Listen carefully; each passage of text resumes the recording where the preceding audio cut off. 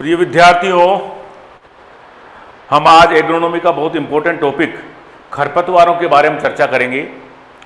फसलों में जो खरपतवार होते हैं वो फसलों को बहुत नुकसान करते हैं। 30 अगर कीड़ों, बीमारियों और खरपतवारों में तुलना करें तो सबसे ज़्यादा नुकसान खरपतवार ही करते हैं।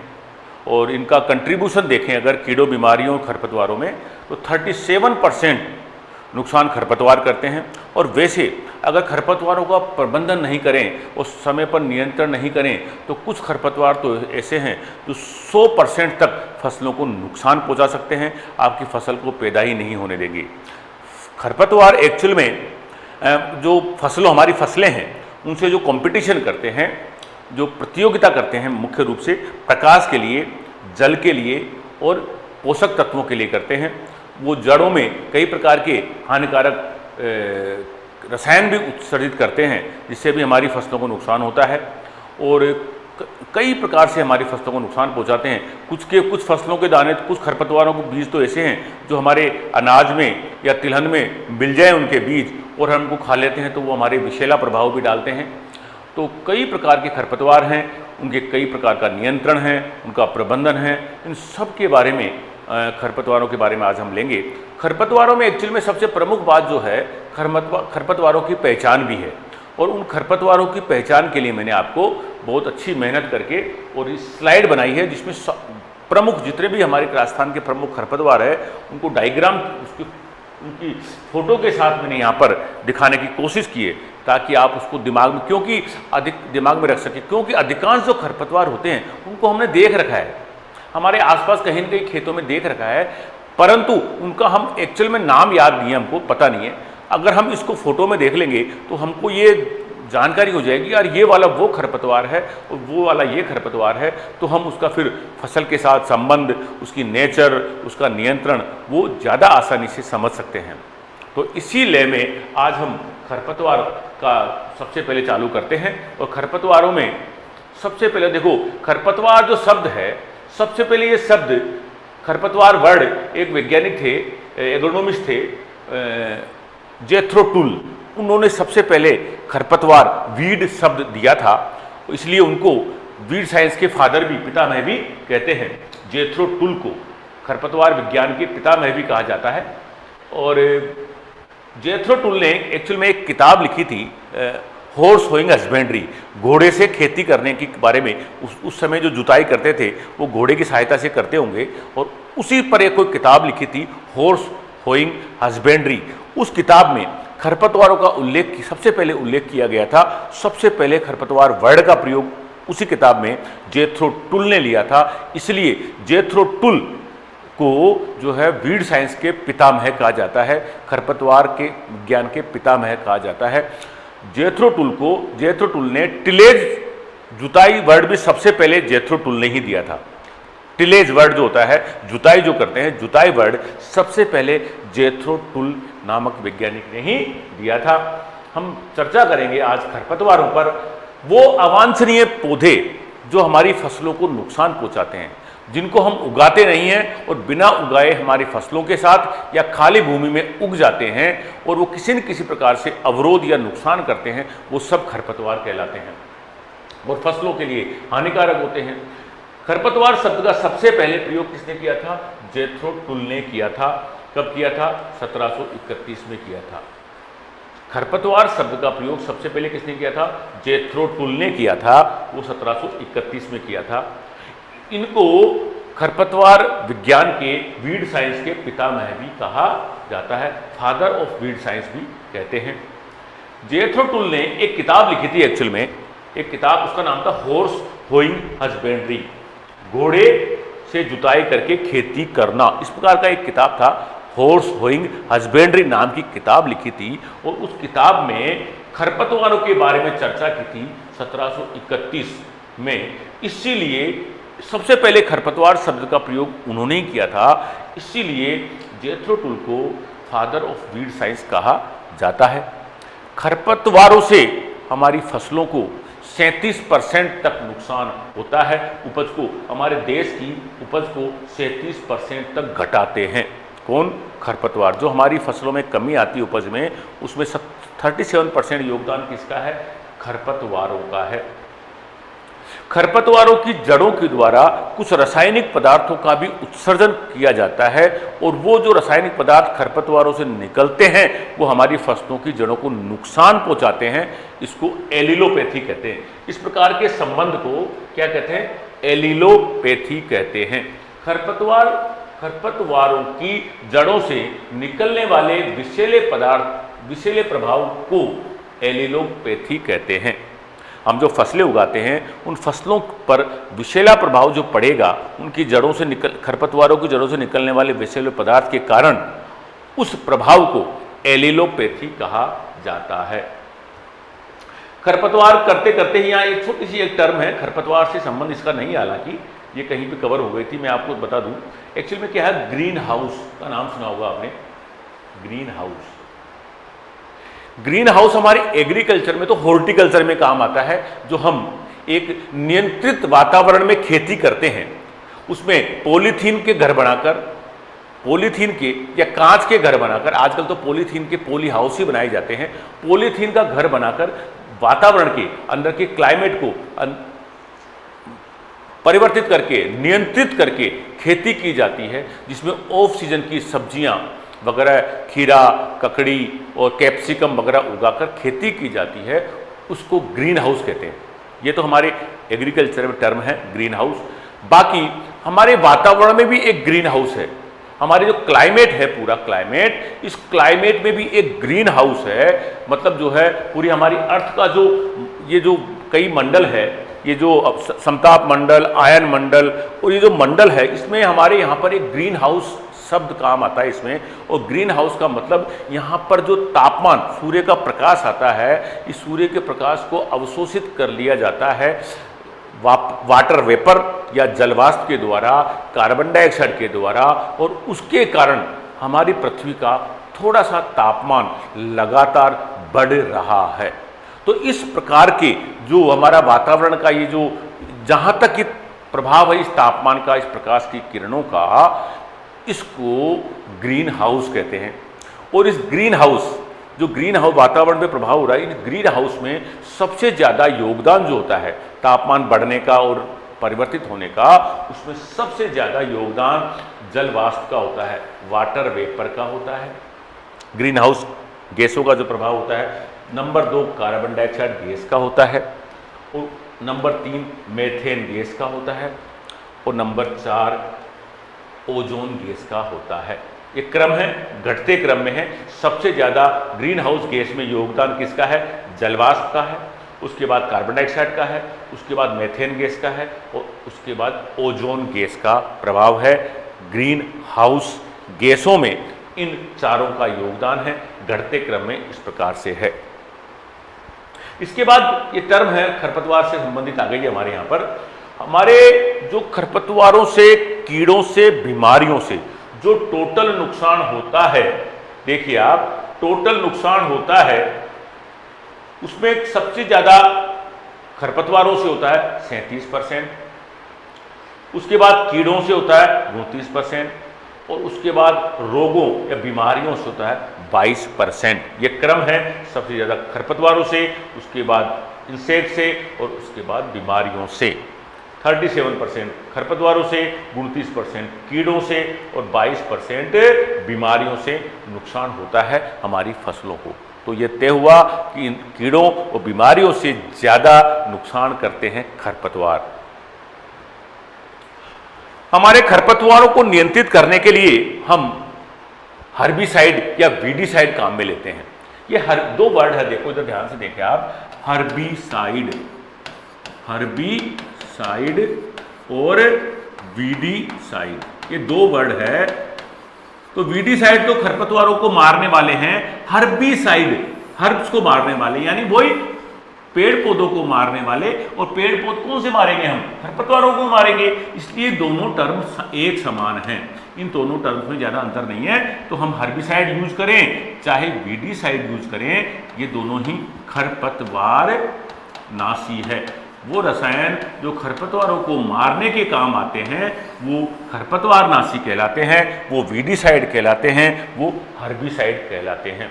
एक ही बात है। तो हम ये बात कर रहे थे कीड़ों को मारने के लिए इंसेक्टिसाइड काम में लेते हैं, बीमारियों को मारने के लिए, क्योंकि अधिकांश बीमारियां फंजीसाइड फंगस से होती है, कवक से होती है।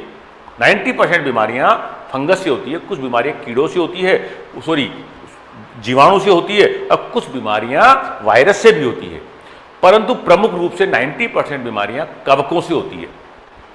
तो कवकों के लिए फंजीसाइड काम आएंगे, कीड़ों के लिए इंसेक्टिसाइड काम आएंगे, और खरपतवारों के लिए हर्बिसाइड काम आएंगे।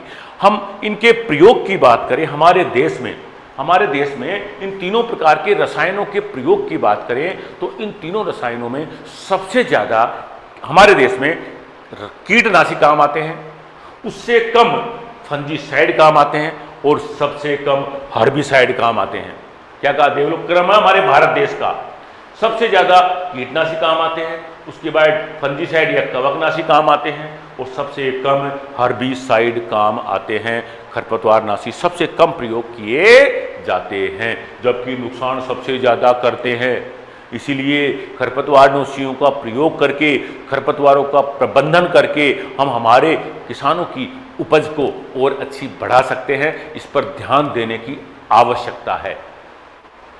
इसी क्रम में ये मैंने क्या बताया, क्रम भारत देश का बताया, परंतु हम वर्ल्ड लेवल की बात करें, पूरे विश्व स्तर की बात करें, तो विश्व स्तर में सबसे ज्यादा हर्बिसाइड का प्रयोग होता है, जबकि हमारे यहां तो हर्बिसाइड का सबसे कम प्रयोग हो रहा है। विश्व स्तर पर, वर्ल्ड लेवल पर सबसे ज्यादा हर्बिसाइड का यूज होता है, उससे कम कीटनाशी का प्रयोग होता है, और सबसे कम फंजीसाइड का प्रयोग होता है। ये क्रम है भैया, कीटनाशी, फंजी, कवकनाशी और खरपतवार नाशियों का क्रम है भारत देश का और वर्ल्ड लेवल का, जो आपको पता होना चाहिए। इस प्रकार से प्रयोग किया जाता है। अब खरपतवार का जो चैप्टर है, एक्चुअल में खरपतवार की जो चैप्टर है उसमें 3 प्रमुख चीजें हैं। एक तो खरपतवारों का वर्गीकरण, और वर्गीकरण भी कई प्रकार का है। एक खरपतवार नाशियों का वर्गीकरण, वो भी कई प्रकार का है। खरपतवार का वर्गीकरण, खरपतवार नाशियों का वर्गीकरण, और तीसरा है खरपतवारों की पहचान, वो कौन सी फसल में नुकसान पहुंचाते हैं। ये 3 इंपॉर्टेंट चीजों को अगर हम समझ लेते हैं तो हमारा खरपतवार का चैप्टर बहुत अच्छा तैयार हो सकता है। तो सबसे पहले हम जो खरपतवारों का वर्गीकरण में पहला जो आधार लेंगे वो लेंगे फसल संबंध के आधार पर, यानी उन खरपतवारों का फसल से क्या संबंध है, इसके आधार पर खरपतवारों का वर्गीकरण किया है। और इसके आधार पर इनको 4 भागों में बांटा है। बताऊंगा आपको, 4 प्रकारों में बांटा है। बहुत आसान है, अगर हम समझ लेंगे तो बहुत आसान है, नहीं समझेंगे तो हम ये कुछ नहीं है। सापेक्ष, निरपेक्ष, एक जैसे शब्द लगते हैं। सापेक्ष, निरपेक्ष, इंग्लिश में रिलेटिव, एब्सोल्यूट, पता नहीं है कुछ भी नहीं, और बहुत बार क्वेश्चन पूछा जाता है, पर गलत बहुत होता है, क्योंकि इन शब्दों के मीनिंग को समझने की आवश्यकता है और कुछ भी नहीं है। मैं बहुत अच्छे तरीके से एग्जाम्पल देके आपको समझा रहा हूं। देखो आप, सबसे पहले बात करेंगे हम फसल संबंध के आधार पर खरपतवारों का वर्गीकरण, ठीक है। और उसमें फसल संबंध के आधार पर खरपतवारों को 4 भागों में बांट रखा है। सापेक्ष, निरपेक्ष, नकलची, और चौथा है रोग्यू। एक होता है अवांछनीय, रोग्यू होता है चौथा, वो नीचे है।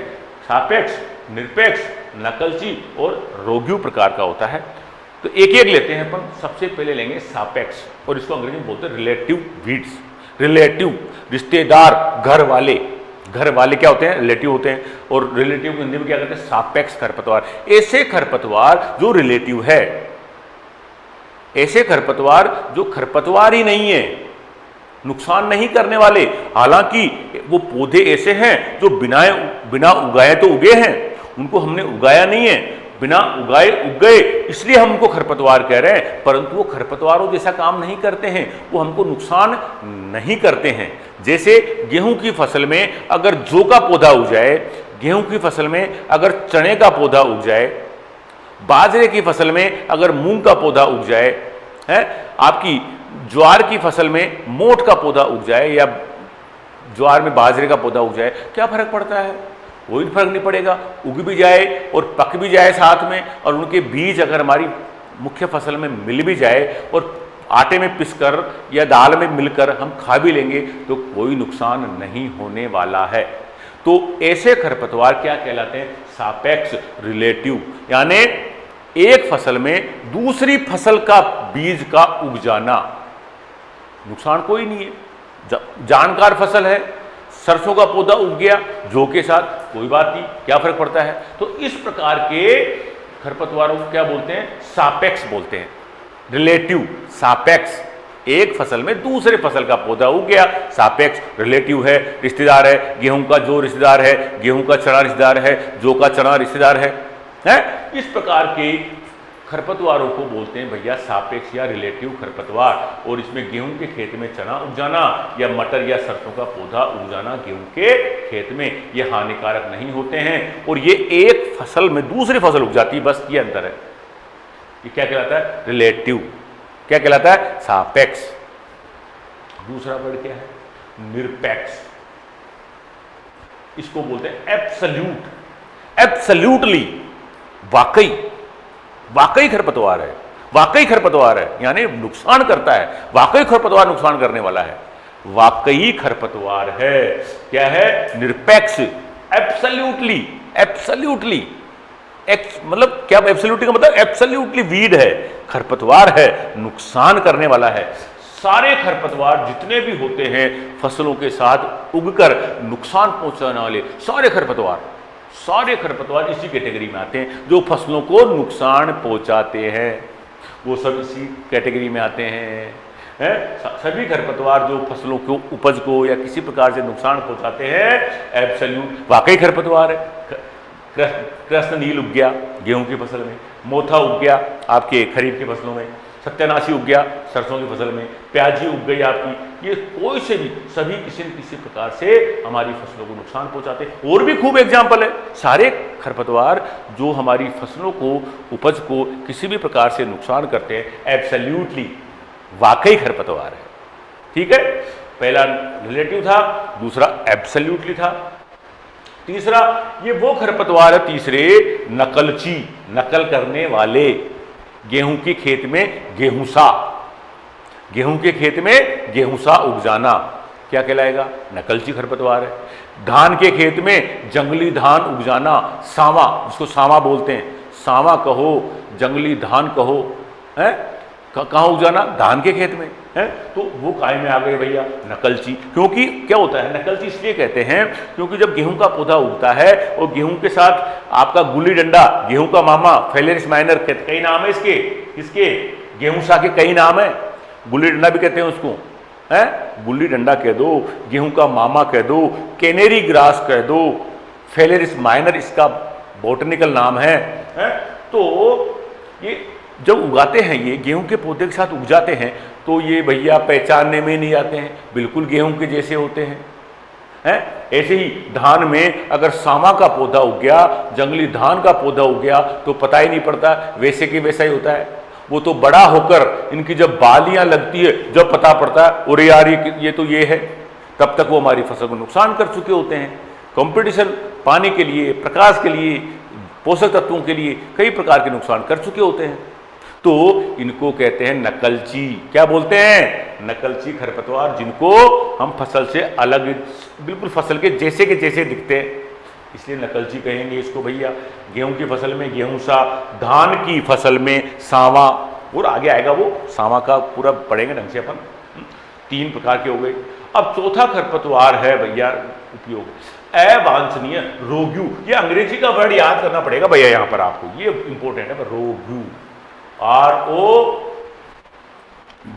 ROGUE, रोगिंग, पता है रोगिंग करते हैं, बताऊंगा आपको। रोगिंग, रोग्यू, रोगिंग क्या होती है, रोगू क्या होता है, अंग्रेजी में बात करना पड़ेगा इस शब्द को। एवान से तो ठीक है, रोग्यू जरूर आएगा लिखा हुआ वहां पे। अब सुनो मेरी बात, इसको जैसे एक तो अपन फसल उत्पादन करते हैं, कोई बात नहीं, एक होता है बीज उत्पादन, बीज के लिए फसल को उगाना, ध्यान रख लेना, आप ध्यान से सुना मेरी बात को। कोई फसल, हम गेहूं की फसल उगा रहे हैं, हमको उगाकर हमको खाना है या बेचना है, बाजार में मंडी में बेचना है, खाने के लिए बेचना है, भोजन के काम आएगी वो गेहूं। परंतु कोई किसान गेहूं उगा रहा है बीज के लिए, क्योंकि उसका जो उत्पाद होगा वो अगली बार बोने के काम आएगा, तो बीज उत्पादन हो गया। तो बीजोत्पादन की खेती को सावधानी से करना पड़ता है, ज्यादा सावधानी बरतनी पड़ती है बीजोत्पादन के दौरान। तो जब हम किसी किस्म का बीज उत्पादन कर रहे हैं, गेहूं की कल्याण सोना बीज उगा रहे हैं, लोक 1 उगा रहे हैं, C306 उगा रहे हैं, कोई सी मान लो आप एक गेहूं की किस्म उगा रहे हैं, गेहूं की एक किस्म उगा रहे हैं, उस किस्म के ही पौधे होने चाहिए।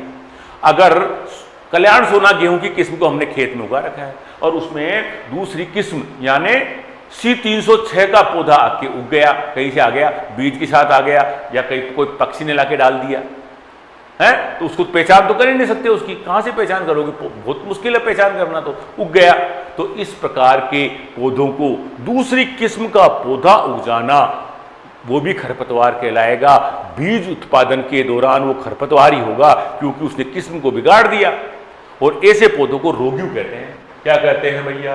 रोग्यू कहते हैं, अवांछनीय कहते हैं। और जब बीज उत्पादन करते हैं तो जैसे खरपतवारों को निकालते हैं ना, खरपतवारों को निकालते हैं, एक एक कर निराई गुड़ाई करते हैं, वैसे ही रोगिंग करनी पड़ती है। रोगिंग यानी अन्य किस्म के पौधों को उखाड़कर निकालना रोगिंग कहलाती है। गेहूं की सोनालिका किस्म उगाई है और उसमें अगर कल्याण सोना का पौधा उग गया तो उसको उखाड़ कर निकालना रोगिंग कहलाता है, क्योंकि ये बीज उत्पादन में काम आता है। ये हो गया भैया रोगिंग। क्या है? तो इस प्रकार से हमारे फसल संबंध के आधार पर खरपतवार कितने प्रकार के हो गए? 4 प्रकार के। अब अगला प्रकार का क्लासिफिकेशन देखते हैं। देखो अपन, दूसरा प्रकार का क्लासिफिकेशन है स्थान के आधार पर। बड़ा आसान है, परंतु गलत होने की पूरी संभावना रहती है। क्वेश्चन आता है जब कंफ्यूज हो जाता है आदमी। सुनो मेरी बात, स्थान के आधार पर। अब क्या होता है, खरपतवार 2 तरह के होते हैं। एक खरपतवार तो ऐसे होते हैं, पता आपको, कि वो केवल और केवल फसलों के साथ ही उगते हैं। आपने बथुआ देखे, बथुए को देखा उगा हुआ?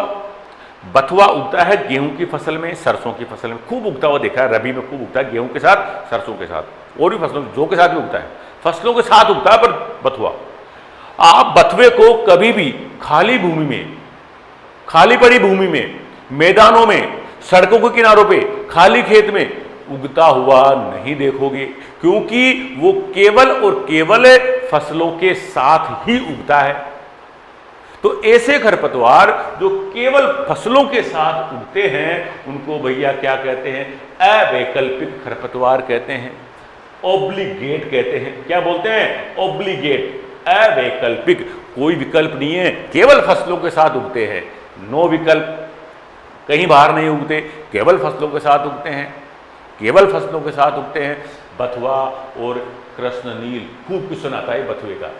अवैकल्पिक खरपतवार है, कोई विकल्प नहीं है, केवल फसलों के साथ उगेगा, बाहर खाली भूमि में जमीन पर नहीं उगता है भैया। ऐसे खरपतवारों को क्या कहते हैं? अवैकल्पिक खरपतवार कहते हैं। और दूसरे कुछ खरपतवार ऐसे होते हैं जो फसलों के साथ भी उगते हैं और अकेले भी उग जाते हैं, बाहर खाली भूमि में, मैदानों में, सड़कों के किनारे उगते रहते हैं। सत्यानाशी को देखा होगा आपने, सत्यानाशी, कटेली जिसको बोलते हैं, पीले फूल वाली कटेली, सत्यानाशी, आर्जिमोन मैक्सिकाना जिसका नाम है, वो सरसों के साथ खूब उगती है।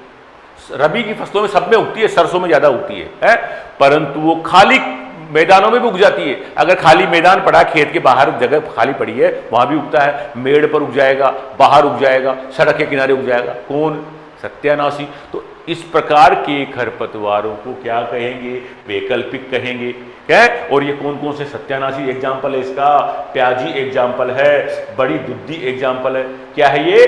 वैकल्पिक खरपतवार, फैकल्टेटिव खरपतवार, जो खेत में तो उगते ही हैं, बाहर भी उग सकते हैं, बिना फसलों के साथ भी उग सकते हैं। इस प्रकार से अवैकल्पिक और वैकल्पिक, इसको खरपतवारों का दूसरा वर्गीकरण ये पढ़ा हमने।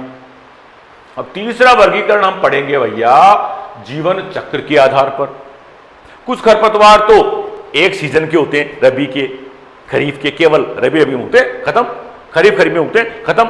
कुछ खरपतवार 2-2 साल तक उगते रहते हैं, कोई सी फसल लगाओ, फसलों के साथ भी बाहर भी कहीं उगते रहते, 2-2 साल उगते रहते हैं। और कई खरपतवार ऐसे हैं जो कई सालों तक उगते ही रहते हैं, उनको आप उखाड़ते रहो उगते रहते हैं, उखाड़ते रहो उगते रहते हैं, वो पूरा जीवन चक्र कई सालों तक चलता है, उनका लाइफ साइकिल कई बहुवर्षीय होते हैं। तो इसी आधार पर खरपतवारों को बांटा गया है। और सबसे पहले ले रहे हैं हम एक वर्षीय। एक वर्षीय का मतलब एक सीजन का मतलब या तो रबी या खरीफ।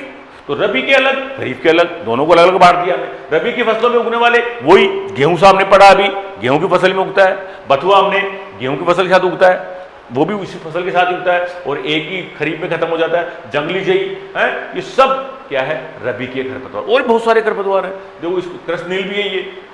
गेहूं सा का ध्यान रख लें आप, कई नाम है, गुल्ली डंडा, गेहूं का मामा, गेहूं सा, फेलेरिस माइनर, इसको कैनेरी ग्रास भी कहते हैं, और भी कई नाम आएगा आगे, कैनेरी ग्रास, इतने नाम है गेहूं सा के। इसी प्रकार खरपतवार खरीफ के देख लो आप, पत्थर चट्टा, जंगली चौलाई, लेसवा, लटजीरा, विसकपरा, ये सारे खरीफ के खरपतवार हैं जो खरीफ में ही होते हैं, लंबे नहीं चलते हैं, केवल खरीफ में उगेंगे। इसके बाद कुछ खरपतवार ऐसे हैं जो भैया 2 साल तक चलते हैं। जंगली गाजर है, जो कि खाली मैदानों में, बाहर सड़कों के किनारे आपको बहुत देखने को मिल जाएगी। पार्थेनियम बोलते हैं इसको, इसके पत्ते गाजर के जैसे होते हैं, इसलिए इसको जंगली गाजर कहते हैं। सफ़ेद रंग के फूल आते हैं, और ये एलर्जी करने वाला पौधा है। खूब क्वेश्चन आता है भैया इसका, कौन सा पौधा मनुष्य में एलर्जी फैलाता है, सांस की समस्या, स्किन डिजीज करता है? पार्थेनियम, जंगली गाजर है। तो द्विवर्षीय, ये कौन सा है? जंगली गोभी भी द्विवर्षीय है। इसके बाद है बहुवर्षीय। क्या है इसके बाद? बहुवर्षीय, कई साल तक उगते, अमर बेल है, कई साल तक उगती रहती है, रिचके के चिपट जाएगी, काट दो भले, छोड़ती नहीं पीछा। फल वृक्षों पे लग जाती है अमर बेल, बड़े बड़े आप फल वृक्षों पर, इसमें भी लगती है, फॉरेस्ट डिपार्टमेंट, फॉरेस्ट के वृक्षों में, बड़े बड़े पेड़ों पर ये अमर बेल लग जाती है, सालों तक चलती रहती है। अमर बेल एक परजीवी खरपतवार है, पूर्ण स्तंभ परजीवी है। मोथा है, हिरणखुरी है, जड़बेरी है, नागफणी है, दूब घास है, आंकड़ा है, आंकड़ा है, ये सारे बहुवर्षीय खरपतवार है। एक वर्षीय, द्विवर्षीय और बहुवर्षीय, इनके जीवन चक्र के आधार पर भी खरपतवारों को हमने बांटा है। अब एक इंपॉर्टेंट, ये भी इंपॉर्टेंट है, ये इसलिए इंपॉर्टेंट है क्योंकि इसके आधार पर ही जो है खरपतवार नाशियों का प्रयोग किया जाता है। खरपतवार नाशी इसी आधार पर काम करते हैं। देखिए आप, बीज पत्र के आधार पर, हम बीज पत्र क्या होते हैं हमने बात कर ली, पहले भी बात करिए। दालें हैं, द्विबीजपत्री है। बीज पत्र, इनके दानों को आप तोड़ेंगे तो अंदर 2 बीज पत्र निकलते हैं, दालों में निकलते ना। जब दाले के चने को तोड़ो आप, 2 बीज पत्र, मूंग को तोड़ो 2 बीज पत्र, जबकि गेहूं में ऐसा नहीं है, एक बीज होता है, तोड़ोगे तो बिखर जाएगा भले ही, पर वो 2 बीज पत्र उसमें नहीं निकलते। तो एक बीज पत्री और द्विबीज पत्री। हालांकि एक बीज पत्री और द्विबीज पत्री में कई अंतर है। ये देखो, 2-3 चीजें बताता हूं आपको मैं यहाँ पे। एक बीज पत्री और द्विबीज पत्री, एक तो सबसे इंपॉर्टेंट तो है, इनकी जो पत्तियां होती है, पत्तियां वो समद्विपार्श्व होती है, जबकि इसकी क्या होती है, समद्विपार्श्व बोलते हैं इसको। इसकी पत्तियां होती है पृष्ठाधारी होती है भैया। ये क्या मतलब होता है इसका? मतलब एक बीज पत्री पौधे की जो पत्तियां होती है उसकी दोनों सतहें समान होती है, कोई अंतर नहीं होता है। सम द्वि, दोनों सतहें समान। एक बीज पत्री पौधे की पत्तियां दोनों सतहें समान होती है, जबकि द्विबीज पत्री में अलग अलग होती है। यहाँ ऊपर गहरा रंग मिलेगा, नीचे लाइट कलर मिलेगा, साफ नजर आती है, क्योंकि ऐसे रहती है हवा में। एक बीज पत्री पौधों की पत्तियां हवा में ऐसे नहीं रहती है, वो या तो हवा में ऐसे लटकी हुई रहेगी, ऐसे, मतलब दोनों सतहों पर प्रकाश पड़ता रहता है उसकी पे। जबकि द्विबीज पत्री पौधों की पत्तियां हमेशा वातावरण में पौधे के ऊपर इस प्रकार से होती है, उसकी ऊपर वाली सतह पर ही ज़्यादा प्रकाश पड़ता है, इसलिए उसकी दोनों सतहों पर रंग में अंतर होता है द्विबीज पत्री में, है। इसके अलावा बीजपत्र होते हैं इसके अंदर है। तो एक बीजपत्री पौधों में और द्विबीजपत्री में, दूसरा एक बीजपत्री पौधों की पत्तियां सकड़ी होती है, सकड़ी पत्ती वाले भी कहते हैं इनको, क्या कहते हैं, सकड़ी पत्ती वाले। जबकि ये क्या कहलाते हैं, चौड़ी पत्ती वाले कहलाते हैं। क्या कहलाते हैं, चौड़ी पत्ती वाले। एक ही बात है, कहीं पे सकड़ी पत्ती चौड़ी पत्ती मिल जाए, सकड़ी पत्ती मतलब एक बीजपत्री, चौड़ी पत्ती मतलब द्विबीजपत्री। और इसी आधार पर खरपतवार नाशियों का प्रयोग करेंगे, वीडीसाइड का प्रयोग करेंगे। कुछ खरपतवार नाशी ऐसे होते हैं जो चौड़ी खरपत्ती वाले खरपतवारों को ही मारते हैं, कुछ खरपतवार नाशी ऐसे होते हैं जो सकड़ी पत्ती वालों पे ही काम करते हैं, और कुछ खरपतवार नाशी दोनों पे काम करेंगे। उसकी चर्चा हम खरपतवार नाशी रसायन पढ़ेंगे तब करेंगे। तो इस प्रकार से ये तो एक बीजपत्री और द्विबीजपत्री में अंतर है। और इस कैटेगरी में कौन कौन से खरपतवार आते हैं उनकी बात कर लेते हैं। लाओ, एक बीजपत्री में या सकड़ी पत्ती, देखो आगे लिखा हुआ, एक बीजपत्री या सकड़ी पत्ती वाले मोथा है, कांस है, दूब घास है, प्याजी है, गेहूंसा है, इसको गुलिंडा वगैरह कई नाम है, गेहूं का मामा, फिलिस माइनर, जंगली जई है, ये सारे क्या है, एक बीजपत्री है। जबकि द्विबीजपत्री या चौड़ी पत्ती वाले में बथुआ है, कृष्णनील है, मकोई है, हिरणखुरी है, सत्यानाशी है, जंगली चौलाई है, अमरबेल है, जंगली गाजर है, जंगली गोभी है, ये सारे द्विबीजपत्री कैटेगरी में आते हैं। काय में आते हैं, द्विबीजपत्री कैटेगरी में आते हैं। इसके बाद अगला जो वर्गीकरण है वो वर्गीकरण है भैया मेजबान के आधार पर। ये मेजबान क्या होता है, एक तो मेहमान होता है और एक मेजबान होता है। एक्चुअल में अब हम जो कैटेगरी क्लासिफिकेशन पढ़ रहे हैं वो पढ़ रहे हैं परजीवी खरपतवार, ऐसे खरपतवार जो अब तक के खरपतवार तो हमारी फसलों को नुकसान पहुंचा रहे थे, उनके आसपास उगकर बगल में उगे हुए थे हैं, तो जड़ों में पानी को वो खींच लेगा, हमारी फसल को पानी नहीं मिलेगा उसके पहले ही खरपतवार खींच लेता है, या फिर खरपतवार इतना बड़ा हो जाता है जल्दी कि हमारी फसल को ढक लेता है, प्रकाश से नहीं मिलता हमारी फसल है। अब तक तो क्या होता, अगल बगल में खरपतवार उग रहे थे, परंतु अब हम उस कैटेगरी को पढ़ रहे हैं, उस क्लासिफिकेशन को पढ़ने जा रहे हैं जिसमें खरपतवार हमारे पौधे के ऊपर आके उग जाते हैं, उसके शरीर पर आकर टेक कर देते हैं, उसके शरीर से ही पोषण लेते हैं, परजीवी के रूप में रहते हैं, परजीवी के रूप में हमारी फसल के ऊपर परजीवी के रूप में पनपते हैं। वो खरपतवार कौन कौन से हैं देखते हैं, अपन अभी चर्चा करते हैं। परजीवी के रूप में रहने वाले खरपतवार, इसको कहते हैं मेजबान के आधार पर कहो, चाहे होस्ट के आधार पर कहो, चाहे परजीवी खरपतवार कहो। और परजीवी खरपतवार आपको बता दूं, इसमें मुख्यतः 4 प्रकार के होते हैं। इधर ढूंढो परजीवी किस किस प्रकार से होते हैं, ये लिखा हुआ तो बाद में देखेंगे, पहले मैं समझा रहा हूं उसको मैं। देखो, एक तो तना परजीवी होते हैं, तने के ऊपर अपने चूसा घुसा देते हैं, और दूसरे होते हैं जड़ परजीवी होते हैं। कौन से होते हैं, एक तना परजीवी और एक जड़ परजीवी है। अब तना के भी 2 प्रकार हैं, एक तो पूर्ण तना परजीवी और एक आंशिक रूप से तना परजीवी, आंशिक और पूर्ण, और फिर इसमें भी आंशिक और पूर्ण। इस प्रकार से ये 4 कैटेगरी आएगी, पूर्ण तना परजीवी, आंशिक तना परजीवी, पूर्ण जड़ परजीवी, आंशिक जड़ परजीवी। इस प्रकार से ये 4 हमारे परजीवी खरपतवार है। इन चारों में एक एक एग्जाम्पल है जो आपको रटना है और याद रखना है, और उसका मैं तरीका बता रहा हूं आपको। मैं क्या तरीका है उसका, देखो अब दोबारा से यहां बना रहा हूं मैं। ये क्या है, ये परजीवी खरपतवार है भैया, क्या है ये, परजीवी खरपतवार है, तने के खरपतवार और जड़ के खरपतवार, यही बात की अपन ने। ये भी 2 प्रकार का और ये भी 2 प्रकार का। ये पूर्ण तना परजीवी कौन सा, और ये पूर्ण जड़ परजीवी, ये आंशिक तना परजीवी है, और ये आंशिक जड़ परजीवी हो गया है। ये क्रम देख लो आप, तना का जड़ का, पूर्ण आंशिक है। ये क्रम पूर्ण तना, आंशिक तना, पूर्ण जड़ और आंशिक जड़। अगर ये क्रम इसी क्रम में लिखकर आपको लिखना है क्लोज, ये याद रखना है, क्लोस रखना है आपको भैया। क्या रखना है? क्लोस रखना है, CLOS। क्या रखना है? क्लोस रखना है आपको, CLOS। दिख तो रहा आपको क्लोस, CLOS रखना है आपको भैया, क्लोस रखना है।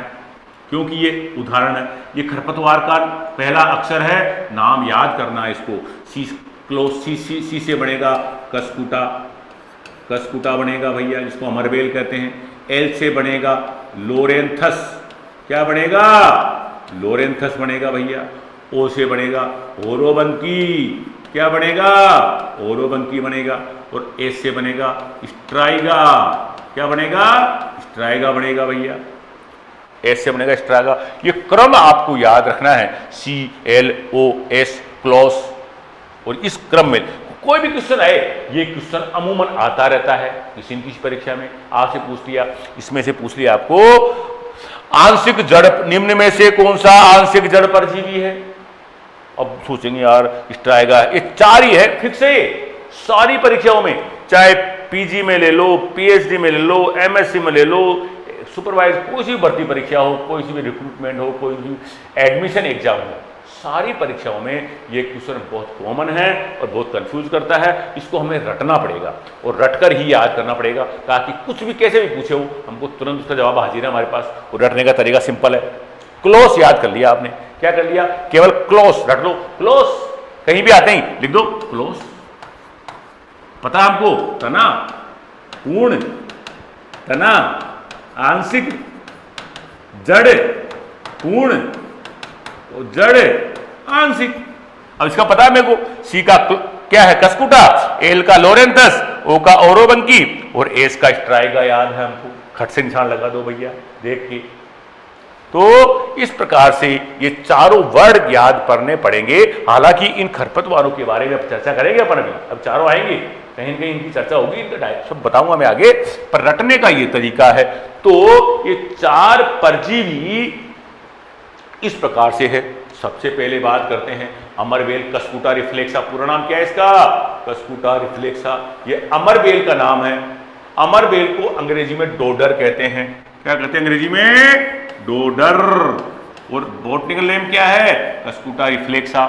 खूब देखा होगा आपने अमरबेल को, रिजके में पीली पीली जो इसके तने होते हैं, ना तो पत्ती होती है, ना जड़ होती है, कुछ नहीं होती है, केवल रिजके के तने में घुसा देते हैं, अपने चूसक घुसा के, और अपना भोजन और पानी सब तने से लेते रहते हैं। यहां एक बात और मैं बताना रह गई मेरे को, इधर देखो ध्यान से मेरे को। होता क्या है? पूर्ण तना, पूर्ण का मतलब भोजन और जल है, अपूर्ण का मतलब या तो भोजन या जल। तो तने से है इसलिए भोजन, भोजन के लिए। काय के लिए आश्रित है? भोजन जल के लिए आश्रित है। ये काय के लिए? केवल भोजन के लिए आश्रित है। ये भोजन और जल के लिए। पूर्ण तो भोजन दोनों हो गया, और ये जड़ का है इसलिए जल के लिए। आंशिक है ना, अकेला जल के लिए, इसके लिए आश्रित रहते हैं इन पर।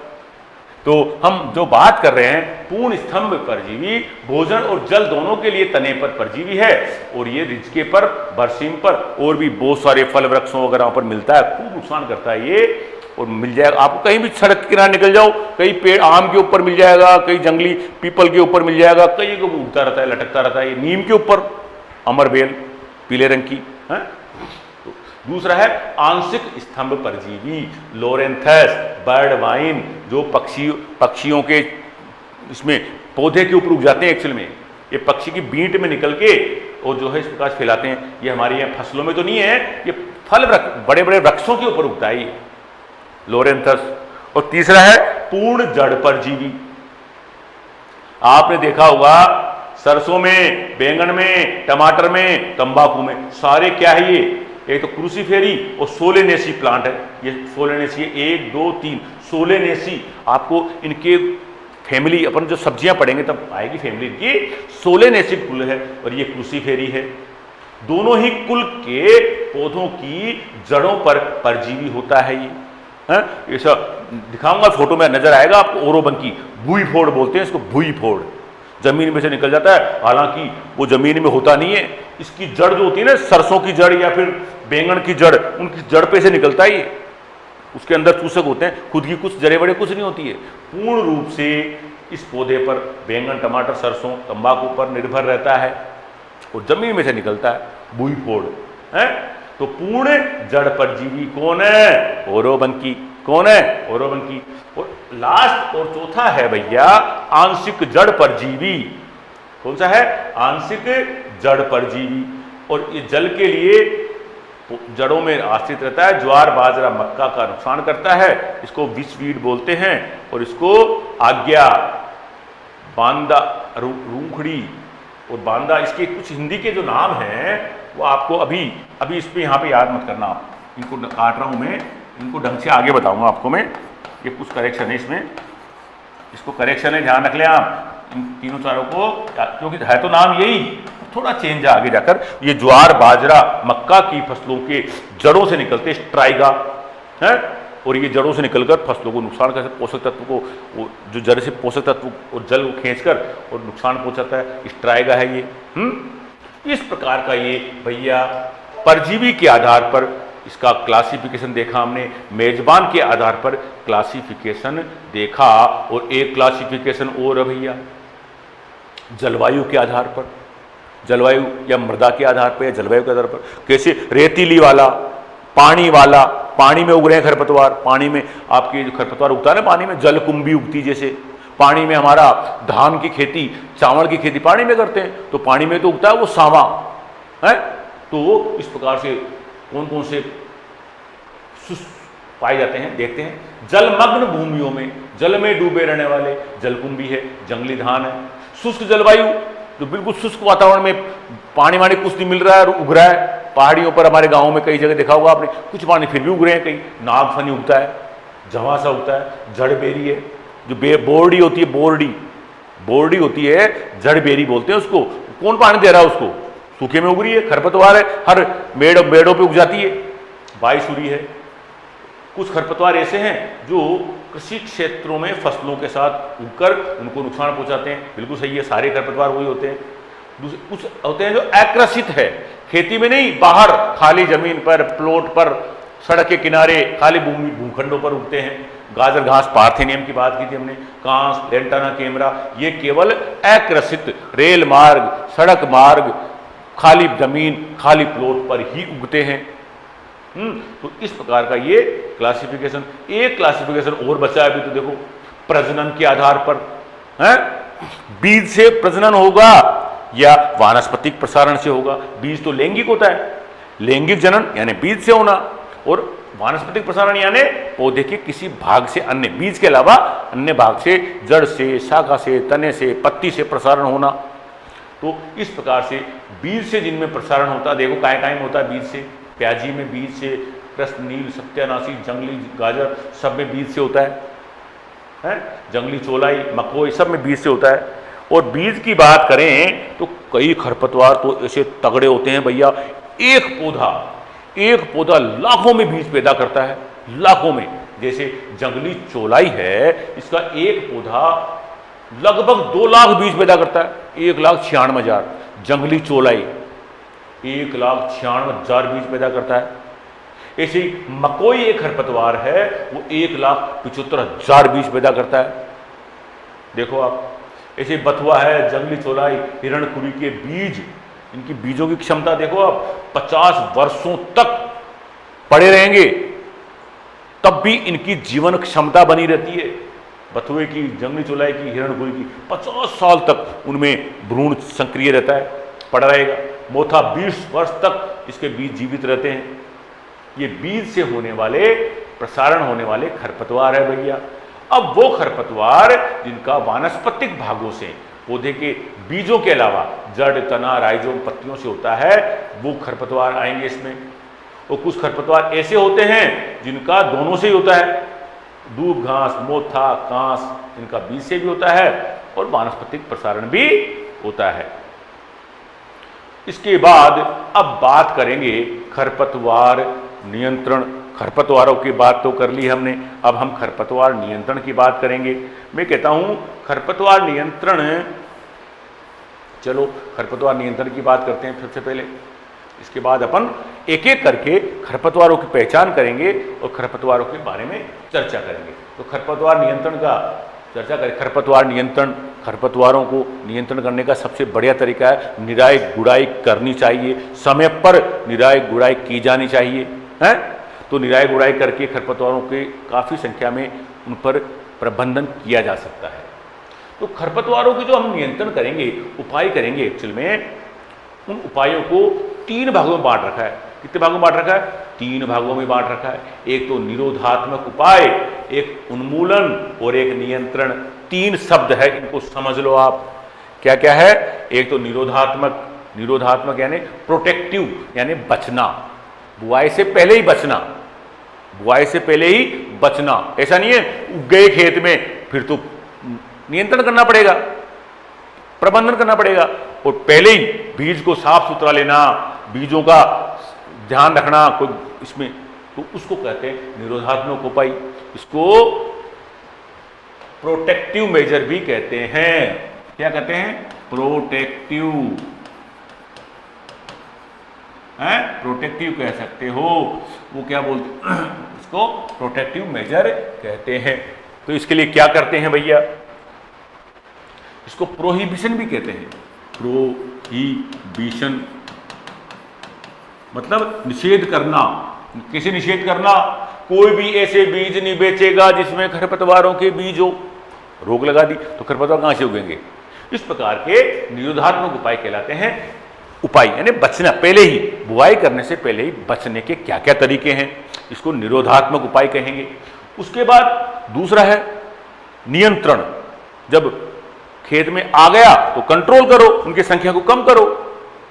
एग्रीकल्चर में तो कंट्रोल ही करते हैं। और एक होता है उन्मूलन, जड़ से समूल नष्ट करना, बिल्कुल खत्म करना। वो किसान के लिए संभव नहीं है। उन्मूलन किसान नहीं करता है, वो तो कोई सरकारी या कोई ऐसा कोई विशेष बात हो गई तो सरकार कर सकती है उन्मूलन, तो किसान तो नियंत्रण करता है। उन्मूलन तो ये होता है जड़ से समूल नष्ट करना। इसका मतलब ये हुआ कि खेती को तो छोड़ दो, पहले खरपतवार के पीछे हाथ धो के पड़ जाओ, पूरा खत्म करो उसको, वो उन्मूलन कहलाता है।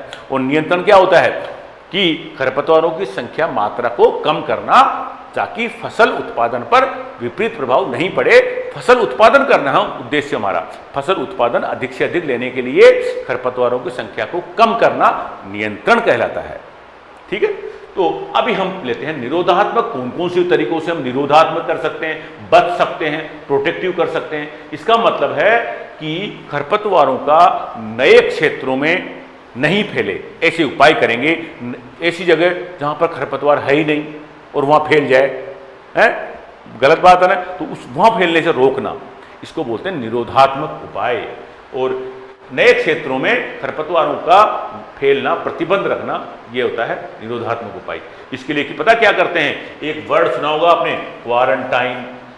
अभी कोरोना में लोगों को क्वारंटाइन सब ढंग से समझ में आ गया होगा। कोरोना काल में क्वारंटाइन यानी क्वारंटाइन कर देना, कमरे में बंद कर देना उसको, मरीज को 15 दिन के लिए क्वारंटाइन कर दिया, संरक्षित कर दिया, दूर कर दिया सबसे। इसी प्रकार से क्वारंटाइन वर्ड हमारे एग्रीकल्चर में कृषि उत्पादों के आयात निर्यात पर क्वारंटाइन एक्ट लागू करना। कौन सा एक्ट? क्वारंटाइन एक्ट, अधिनियम बना दिया। क्या अधिनियम बना दिया? जैसे हम यहां से बीज, 1 किलो जीरा भेजना है मेरे को, यूरोप भेजना है, और मेरे कोई ब्रदर रहते हैं अमेरिका में, सॉरी यूरोप में, लंदन में रहते हैं, मान लो आप लंदन में मेरे ब्रदर रहते हैं और उनको मेरे को 1 किलो जीरा भेजना है। तो जब जीरा भेजेंगे तो पता है सरकार से आपको एक सर्टिफिकेट लेना पड़ेगा कि इसमें कोई खरपतवारों के कोई कीड़े बीमारी तो नहीं लग रहा है, वरना हो सकता है वो जीरा वहां जाकर कोई खेत में बो दे और पता चला कि अब तक तो कोई वो कीड़ा बीमारी खरपतवार नहीं था और इस जीरे से वहां पर नई कीड़ा बीमारी पहुंच जाए। इसको बोलते हैं क्वारंटाइन एक्ट। क्या बोलते हैं? क्वारंटाइन एक्ट कहते हैं। वो एक देश से दूसरे देश के आयात निर्यात पर क्वारंटाइन लागू करना। ठीक है। दूसरा, हमारा जो बीज अधिनियम है, हमारे भारत देश में 1966 में बीज अधिनियम आया था जिसमें बीजों के नियम हैं। उसके अनुसार कोई भी विक्रेता बीज बेचने वाला ऐसा किसी भी प्रकार का बीज नहीं बेच सकता जिसमें खरपतवार के बीज हों। हालांकि कुछ मात्रा हो सकती है, यानी 0.1% से ज्यादा खरपतवारों के बीज नहीं होना चाहिए। 1 किलो बीज में 10 ग्राम से कम, 10 ग्राम से कम अगर खरपतवार आ गए तो आ सकते हैं, वो तो कितना बचोगे आप। बट 0.1% से ज्यादा खरपतवारों के बीज अगर थैली में पाए गए तो उस बीज बनाने वाले और बीज बेचने वाले दोनों के खिलाफ कार्रवाई हो जाएगी कानून में। इसको बोलते हैं बीज अधिनियम 1966 के अनुसार 0.1%। कितना परसेंट? 0.1%। कोई भी क्वेश्चन पूछ सकते हैं, जो बीज प्रमाणित बीज होता है उसमें कितने परसेंट तक खरपतवार पाए जा सकते हैं? 0.1%। या कितने परसेंट से ज्यादा नहीं होने चाहिए? 0.1%।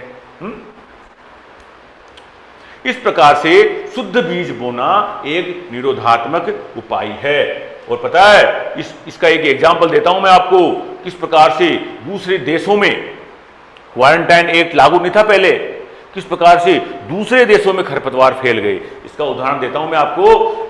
जो है हमारे देश में इसको ऑस्ट्रेलिया से, कहां से? ऑस्ट्रेलिया से नागफनी का पौधा लेके आए थे। हमारे यहाँ नागफनी थी नहीं, कभी बिल्कुल नहीं, पूरे देश में नहीं थी नागफनी। हमारे देश में ऑस्ट्रेलिया से नागफनी के पौधे को गमले में सजावट के लिए लगाने के लिए लिया है कोई। कब लिया है? ऑस्ट्रेलिया से नागफनी का पौधा सजावट के लिए लिया है। ऐसे ही दक्षिणी अफ्रीका से जलकुंभी को लिया है सजावट के लिए। ऐसे ही मेक्सिको से लेंटाना कैमरा आता है, मरवे का पौधा होता है, ये ऐसे सजाने के लिए कोई लिया है विदेश से। वो लाए तो थे सजाने के लिए, और भैया यहाँ पर इन्होंने क्या करा, इनको वातावरण मिल गया बढ़िया। इन तीनों ही पौधों को, जलकुंभी तो पानी में इतनी फैल गई, कई तालाबों में आपने देखा होगा, इतनी जलकुंभी का यह हाल है कि एक लोटा पानी का नहीं भर सकते आप, पूरे खेत में जलकुंभी आ गई, छा गई। ऐसे ही लेंटाना कैमरा देख लो, मरवा आप देखते हो, जिसको कहते हो, जिसके पत्तों में मसलने पर खुशबू आती है, मरवा, वो पूरे जगह जगह उग रहा है। ऐसे ही नागफनी खूब पूरे दुनिया में फैल गई नागफनी, जबकि लाए तो थे गमले में सजाने के लिए। इसीलिए जो है इस प्रकार से क्वारंटाइन नियम लागू होने पर इस प्रकार का आवागमन नहीं होगा। तो ये था भैया कौन से उपाय? निरोधात्मक उपाय। अब दूसरा है उन्मूलन करना। उन्मूलन का मतलब तो ये होता है समूल नष्ट करना, कंप्लीट खरपतवारों को नष्ट करना। और ये किसान के लिए संभव नहीं है, ये तो गवर्नमेंट कर सकती है। किसान क्या कर सकता है? नियंत्रण। फसल उत्पादन में नुकसान नहीं हो इसलिए खरपतवारों का नियंत्रण करना पड़ेगा किसान को। और नियंत्रण के उपाय हम पढ़ेंगे भैया, खरपतवारों के नियंत्रण पढ़ेंगे हम अगली क्लास में। आज हम इतना ही लेंगे, आज पूरा नहीं हो पाएगा, खरपतवार अभी काफी बड़ा चैप्टर है। ठीक है, चलो थैंक यू।